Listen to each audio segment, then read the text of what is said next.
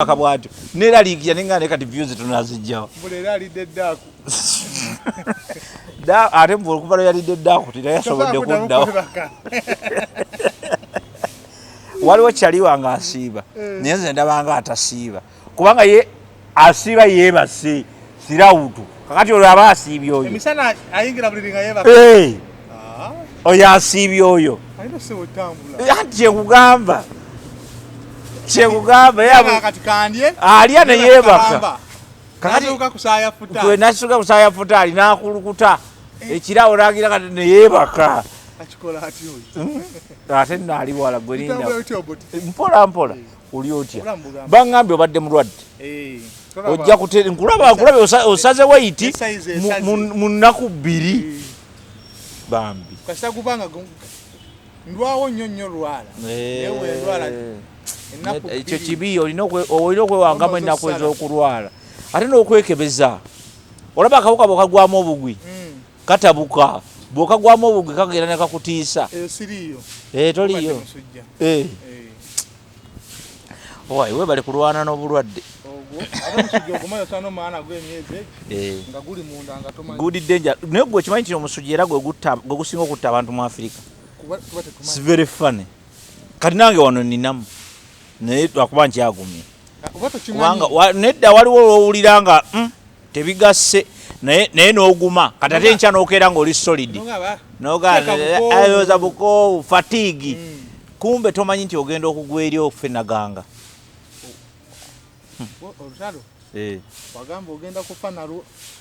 olwa Suuna Ben twagala kyapa mu ngalo tetwagala kintu kya kyonna era mwami Kamoga tukwebaza twabadde twagala ekintu eki kyapa mu ngalo tetwagala kutunyonyola tetwagala kutugamba ate simanyi ki twagala kintu eki kyapa mu ngalo kekyazze mwasizinze fire tetukulinaako buzibu abantu mugende mugulwe ettaka wa mwami Kamoga kyekyo abantu bate tubalagirira ali awo ku Entebbe Road bw'oba otuukawo opposite ne gundi ne roofings mwami Kamoga ali awo mugende muguleko ettaka liriri genuine ebyapa abikuweerawo era gundi Suuna Ben ekikyakirina kyapa muki tewali kikulanga kulala mugende wa mwami Kamoga baguze ettaka naye luli bwotya nga tolagirira kyapa mu ngalo kyapa kyaffe kiruwa omanyi ebintu ebimu tugenze ne tubizanyiramu abantu banoonya ssente mu bulugubi oli watuukira okugamba nti kati kanfune ekyapa kasente aba ayise mu bingi lwaki abuzaabuzibwa ekyokubiri you are a consultant omanyi okugula ettaka kyangu nnyo ova wano n'ogamba bugambe nti babuloka babali bamanyi n'okukuba obupande ku miti no babuloka tutunda ettaka tutunda ennyumba tugenda ne ngamba naye nanguza ennyumba ono kampe muzigo ontegedde kakati bangi kitegeeza ki nti buli muntu asobola kuba kati Abannayuganda basinga kumpi babuloka weeyogerera ekintu aba akirina buli kimu aba akirina okitegedde kakati kyangu nnyo omuntu okufuna ettaka oba bintu ebifaanana bwe bityo mmotoka biki naye bw'asalawo n'ajja ewuwo nga consultant we do not want to expect those issues ngaazifu yagula ku street shigidde wateekeddwa okubaawo enjawulo wakati w'omuntu aguze wa consultant nga mwami Kamoga n'omuntu aguze ku free brokers ku street Shege chengeza kugamba kakumirizi street brokers ontegedde tuli wali ku muyembe tebalina na office banja ulunyo ne ba consultant omulimu gwe ki omulimu gwe kubeera gwoyinza n'ogenda n'ebirowoozo byo mu kitu ekyo njagala ettaka naye nga kuliko omwana wange muzukulu wange n'abaana ne mukazi wange girlfriend wange mupya gwe nafunye mbona njagala mbateekeko consultant n'akuzza ebbali n'akugamba naye olw'obulungi bwa ttaka lino twandibadde tukola ne bwe tuti oba kyoyagala tekisoboka kati gwe bageze mu ddwaliro gwe wagambye musawo nti nkubawa n'empiso emaze kunkebeta kati kyekino kya consultant naye senga bawulidde mu bubiina ogamba n'ogamba weno kyaliwo n'omugamba ndeetera bupanadaawo mpuliramu ekintuntu oyinza n'ofiira mu nnyumba kubanga gw'ojjanjaba ekintu kyotakola ki kyotategeera kakati kyova olaba nti nze omusango nasigala ngutadde kwani weewaawo bano bagundi balina ebizibu bano Suuna Beni yes bonna balina ebizibu Suuna Beni very wrong guy gundi very wrong mwami kama very wrong bonna bakyamu abasatu naye omusango gusinga wewooli consultant because gwoli mukugu gwoli mukugu mu ttaka bano si bakugu gwoli mukugu kati lwaki ate oddira bano bafala babeere nga bebakutegeerera mbw ate baŋŋamba ate basayininga kati omuntu yera kasatandika ebyo ebintu byekisirusiru basayininga omanyi baali basayininga bakola signature yoweeri oba otandise okunsiriwaza I want you the consultant because omuntu asobola okusayininga olw'obutamanya oli tamanyi kigenda mu maaso abantu abamu tubatuma ne signature ku ssimu kubawo ekintu gisikaninge kyagenda oteekako takimanyi okyegekyengeeza kugamba kati gwe tosobola kuŋŋamba nti kubanga signature kweri amanyi abantu be babbye lwa signature bantu bababba lwa signature oli ogamba ti yasayininga ate oba yasayini abantu bangi bali mu kukomera mu ddala abakozi ba gavumenti omanyi gavumenti erina enkola yaayo omuntu asobola okuliya enguzi nga ate si yagiridde mu gavumenti omwo gavumenti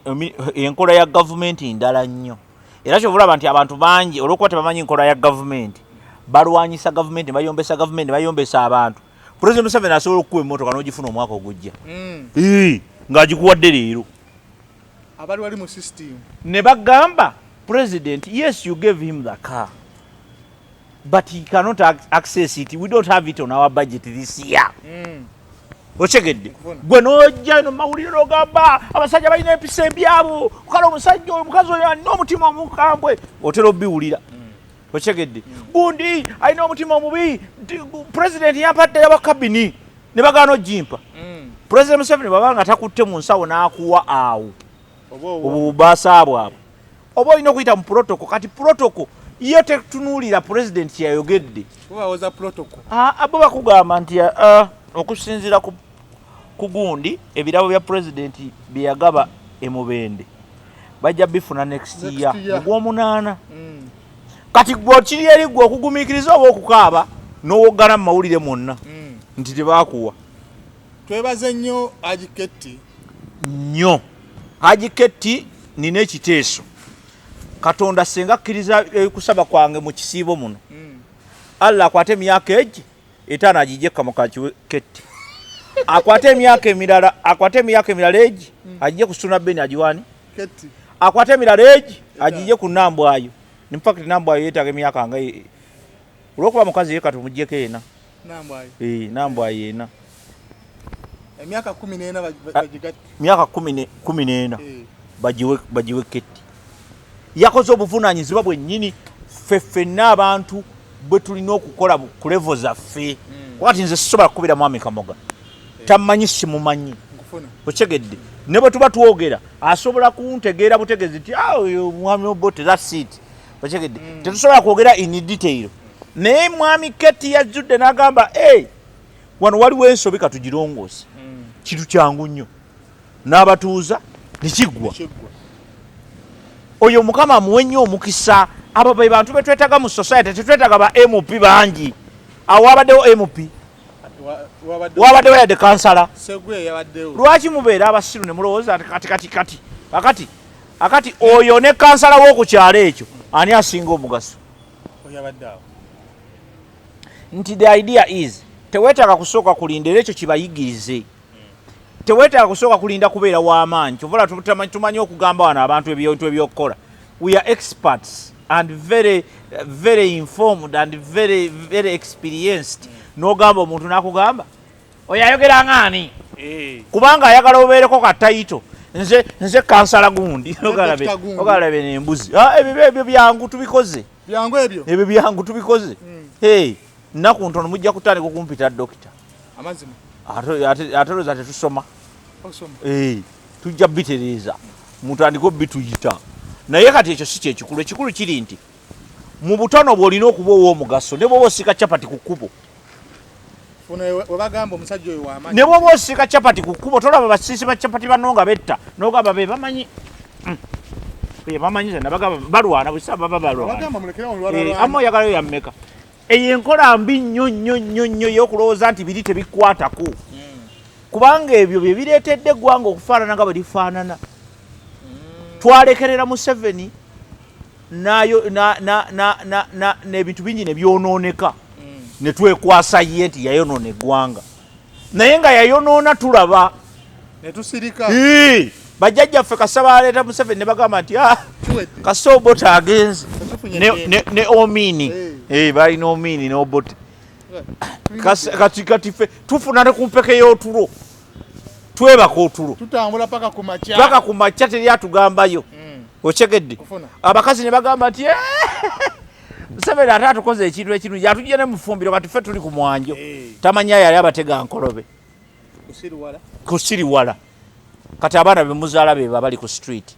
kubanga abakazi tebakyalabirira baana nabo babeera mu ofiisi omukazi abeerawo ng'agamba mbu naye anoonya mirimu kukola omukazi olabira n'omukazi yeetaaga okunoonya omusajja okufumbirwa ng'anoonya mulimu kukola musiru mubamanyiira nnyo kankubuulire tedi kibi ate nga kubeera na ssente ng'oli mukazi ate omanyiirwa nnyo ng'ozirinamu kugambye abakazi abaweebwa ekitiibwa be bakazi abali mu maka saabalina ssente bibiri byanjawulo ate nga ne mu maka osobola zifuniramu kubanga gwe bw'osabira kali gweoyinza ofuna miliyoni 15 mukazi wo n'abeera obubi nze ntera okugamba mukazi wange nsobola okubeera bilioneya n'obeera gwe ng'oli fala nsobola okubeera bilioneya gwe gwensooka n'okugula emmotoka ey'akabi nze bwe nvuga Mercedes Benz kirasa ate gwe kugulira ziri embi ezimalayo because njagala ayitewo bwatyo oyo ye mukoboto oyo naye wewe akagero k'Abaganda bagamba mbu adduka simanyi tabulwa kyakusuuza akugoba tabulwa kyakusuuza era twagenze okumaliriza ng'ettaka lya Gayazi lyagenze wa Nambwadi bino bintu bibiri nakugamba nti Suuna Ben yakola ensobi ennene yayagala ebyakayiringito omukazi yabba mubbi bw'amaze okubba omukazi agenze ayingiridde ebyokugula ku buko tebagula ku buko yagula ku buko oli ayita ono kojja conflict of interest tosobola kugula ku buko oli musiru nze mukazi wange ewaabwe ne bwe baba ewaabwe bali kuwa buwi nga balimpeera ku mitwalo 3 eka sigigula Obote sigigula ezo sente ani osiweyo ng'alyoka atandika okwetalira ewa maama bwe mpite mmanyi kubanga mbu eri eka yange nze nani ekikuba Suuna Ben kugula ku buko kyekimusumbuwa kyekyamusumbuye kati bamukutte vagalanda bamukwata vagalanda muwala waffe yagala mulekerera bulekerezi otugulemu ogende owasa abalala ne bamutega enkolobe alina ensobi tolowooza nti Suuna Ben katonda nedda naye ensobi nene nnyo in fact is very much to blame because oli musajja omukazi omanyi abakazi obalaba abakazi ffe tubafuga nze mukazi wange senga mukwatira mu bwenzi nga sinnamukuba nenenya because you are to blame naawe obeera part of it ate yayitiddewo ogendayo ku mulimu maama olina okusuula enkesi bwe nvaawo ani addewo nti ono aleetaleeta amatooka ono simanyi gundi era nze mukazi talina bodaboda maani ndaba noono sikweraliikirira ndi sitede katani atwala ebintu ewaka bitya mbyetwalira bw'oba olina kyoyagala mbuulira nkireete bw'oba tolina kyeyagala funa bodaboda person Nedda funa boda person sagala boda mani akubira. Ati akuchi. Anta nyangu yirisa. Gwosanga yavuga boda, waliwo boda ya Brune ya yero nawe. Genda ku stage ofune. Gyosanga ku stage gyolinya. Sikuwoza ati as long as alina ebisanyizo. Nzokoza yamanya abwalinya boda. Bwaba wakulinya boda agimanyi. Alwawo girinya ne lwagirinya amanyi ne gwalinya bwava afaanana. Boda ino kubanga etukula. Boda avuga boda tasobola kwayamba yambadde nigina. Tamuvuga. Tosobola kumvuga ngo yambadde nigina yadde mukazi wa abaana bange. Nigina yevuga. Kati you have no control. Go nyinto yeyagala kati ngo yagala anze go ovuga. You have no goyinza kuvuga boda ngo limunembe nigina. Ngalwaje sivu. My God. Era newunya polisi ya Uganda. Emotoka nga tuzivuga. Motoka is a different story. You have jukira wano amagulu gano galina control nene nnyo ku boda. Tosobola kuvuga boda ngoli mu sandals. Bobanga otegeera bulungi. Lwaki wewunya polisi ya Uganda? Okimanyi nti nno ayita ku muntu ambadde nigina ng'avuga pikipiki n'akwata element. Guno omutwe gutuukira ku ttaka byonna oba omaze obbikola nga biweddeyo. Ono wanigina wadenja nnyo. Ono yasinga okwatibwa. Golina nosinga okwata. Gwoba osookerako. Obote mutufuga bubi. Anti nkubuulidde mwe muli mu kusaagira mu Uganda. Nakugamba ekizibu kyatulina ndadde nalina gye nakyogedde ekya quality y'abantu. Omutindo gwaffe gwakka. Ng'eggwanga. Abantu balina omutindo guli wansi.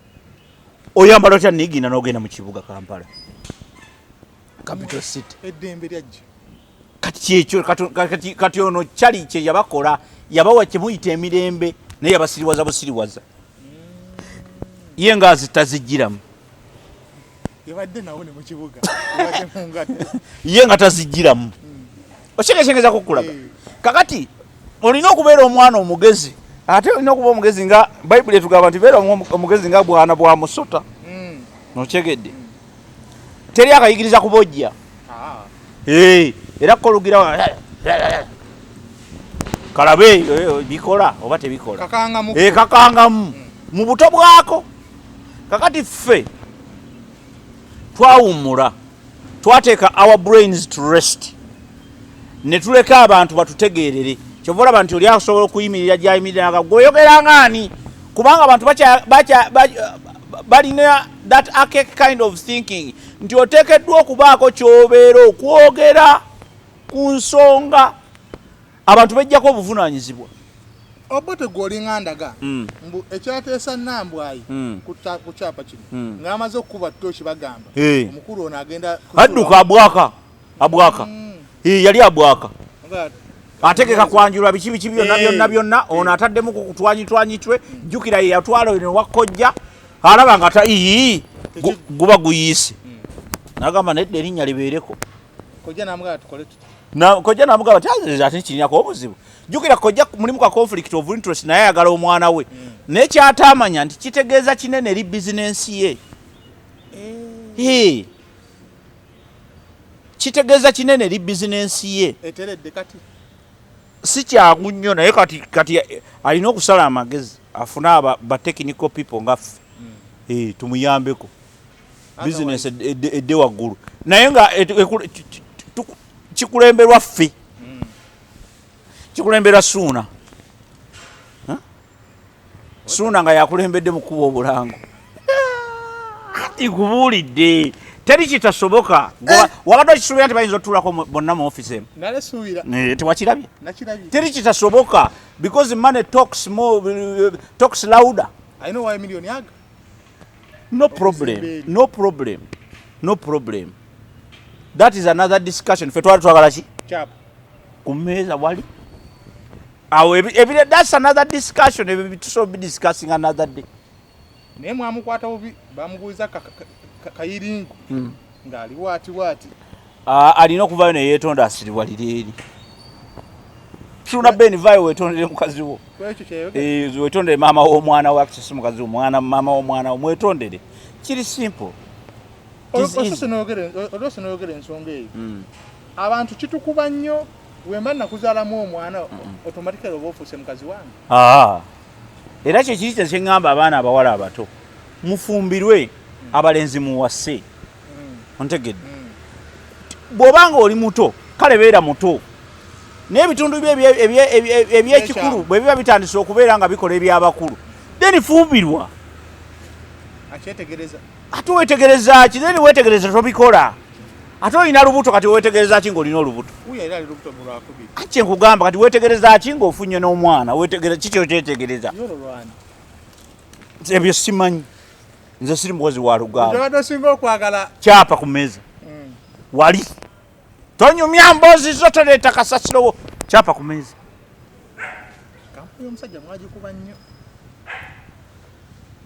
yo yali etubbi nnyo nayo kalina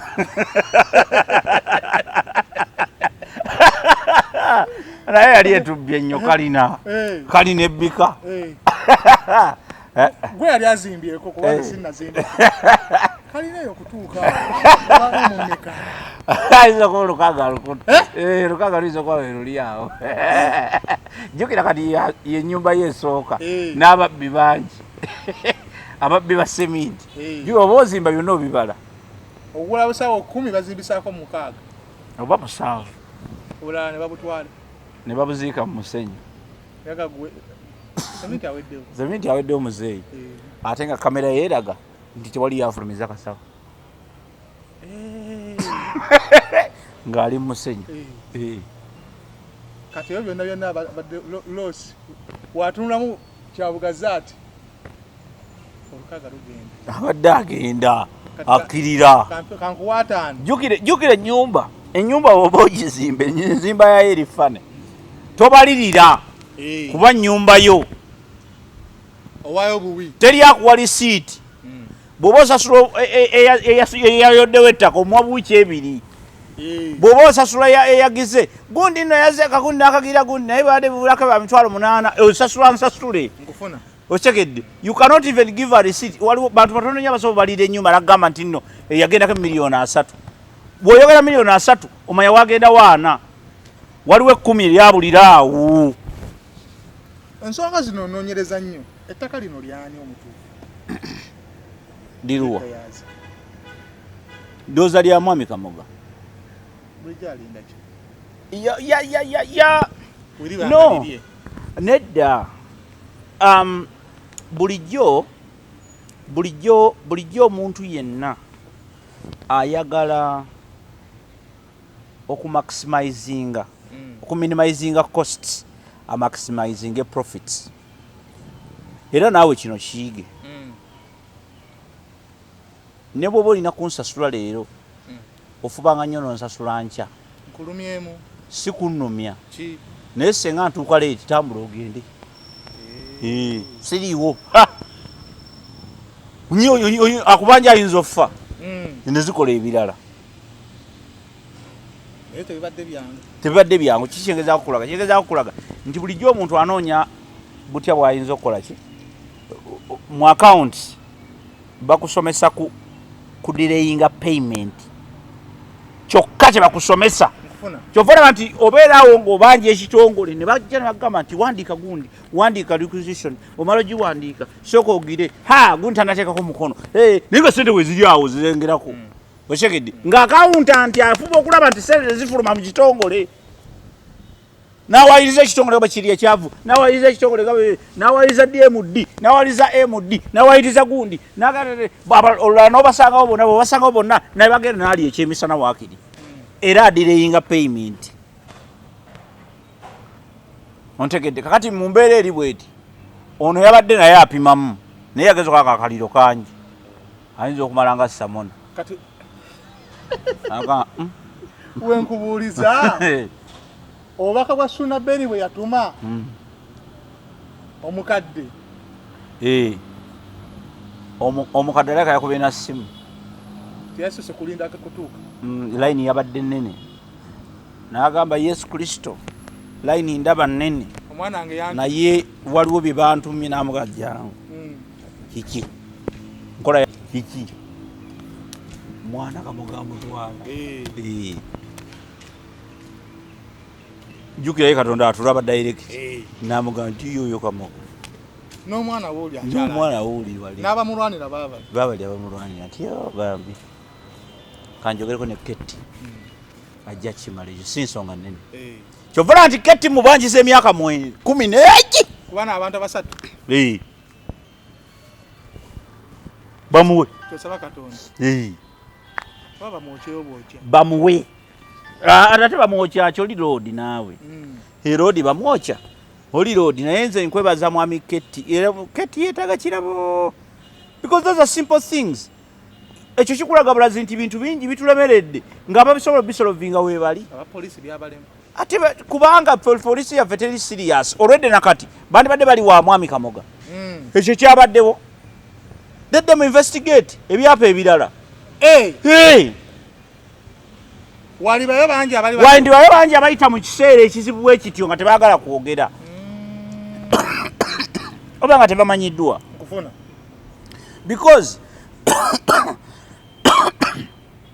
issues ez'ekikula ekyo gye ziri kakati it is high time let them go and sort it out because police mulimu gwayo police ekkirizibwa okusonseka ennyindo yaayo mu kintu kyonna kubanga tekyo nga kimaze okujjawo remember kibadde mu society nga kiwoggana nnyo kireeta lot of chaos waliwo abawagizi ba Suuna beni abayinza osanga gundi bamukuba empi waliwo abalala bawagizi ba Suuna beni abadde basobola osanga mwami Kamoga ne bamutuusaako obulabe kati then police erina okiyingiramu nebuuza what happened ekyapa kino oli okuvaako mwakikoze mutya okugendako kyakolebwa kitya tuwe ku birala nabyo tubirabeko bigende ekibuli bitunulwemu kimu ku kimu wayinza okubaawo omulala alina keesi ya Suuna beni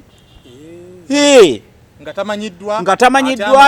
ate amawulire buli kimu ali awo bakazi bangi abatubba mweno bangi bayitirivu nnyo ababba abasajja bayitirivu nnyo mulimu gwabwe gwegwo waliwo n'abamu bagufulya ddala mulimu ogusasulwa nzaalaamu nnobe era nga ye kyakubala kiri eki lubuto olufuna nga atandika okwekyanga era kati ffe abamu abagenda mu nankani nekonomba ogimala ogikwata n'ogituga ogenda nayo mu nsawo gisibawo otyo omumwa nga tuva ku musango ogwo kankubuuza ekibuuzo eki kisembayo ngewagambye n'olagirira abantu wokuba ssente zo ogendayo ewa Kamoga nze nga nkolayo ki atunda ki bangamba mbu yazze mu masomero n'ettaka akyalirimu ogendayo ogamba nze ogamba ani Obote wofuna ssente zo ng'ononyagula ttaka ewa Kamoga ogendayo ngenda kuba yatunda ettaka erijje nowe amazima yatunda ettaka erijje nowe n'ekyapa kyo twakirabyeko kati kubanga that is it lwaki batogendayo lwaki togendayo ne mukazi wo ogenda ne mukazi wo ne bwe ngenda naye namugambye twayombye edda kwekyo twakyogeddeko ne tukkiriziganya ogenda bwomu namugambye ne bwe tuba tugenze babiri linnya lyange kamerawo ng'omujulizi nsayininge kuki ku kyapa kyo kyapa kyange bwe lwenfa gwe bivunanyizibwako anti bagala abajulizi awojulira kasa kifulumira mu linnya lyange okyegedde nze nakuwasa mu mateeka oli mukazi wange nkuvunanyizibwako ontegedde kitegeeza nkuvunanyizibwa my wife is the next of kin tali anyway close era namugabe tosobola kubeera ku kyapa tosobola kubeerako babiri oyina babwomu bwogu because when tubeerako babiri ate abaana kana abaana nabo tubaleete because bw'oteekako gwe n'omukyala kati muba mukikinzaawo twabaana